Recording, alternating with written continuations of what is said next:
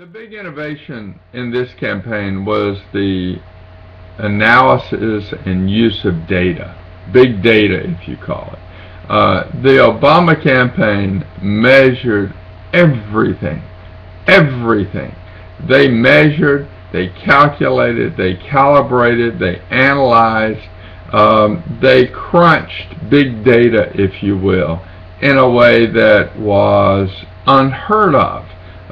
They had essentially 6,000 different models of how the campaign could come out. And they ran those 6,000 statistical models every day, several times a day, to see how the data that they were getting from the grassroots, how it worked with the various models. On the grassroots, the canvassers, the door knockers, the telephone banks, the individuals doing the work reported in their data on average about 4 times a day. 4 times a day they were uploading data of what kind of response they were getting, from who, how, where, when.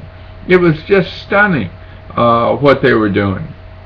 One small example that I really love about how they calculated everything was they measured how far the campaign volunteers were standing in front of the tables when they were out soliciting people. You know, the campaign volunteers, they set up a table and they stand there and they talk to voters and so on. Well, they had actually calculated, is it better to stand on the right or the left? Is it better to stand 2 feet, 4 feet, 8 feet from the table? And they calculated where the volunteers were standing with what kind of results they got. How many people registered to vote? How many people signed up? And they actually figured that out. I mean, they actually crunched those numbers. And it may have made only, 1%, 2%, 3% difference. But if you make that 3% difference across tens of thousands of locations, then you made a big difference. And that's what the Obama people did. They crunched the data. They measured everything. And I think one of the most telling responses of the campaign manager, Jim Messina, they asked him, I was at a conference right after the election, and the question was, what surprised you on election day? And he said, nothing surprised me.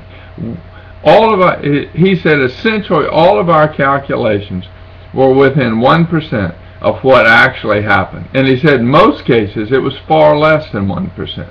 So it is that ability to analyze the data of voters, how they're responding, who's showing up, who's volunteering, who's undecided, who's moving from soft to committed. That kind of big data analysis, I think, is the single biggest innovation in this campaign.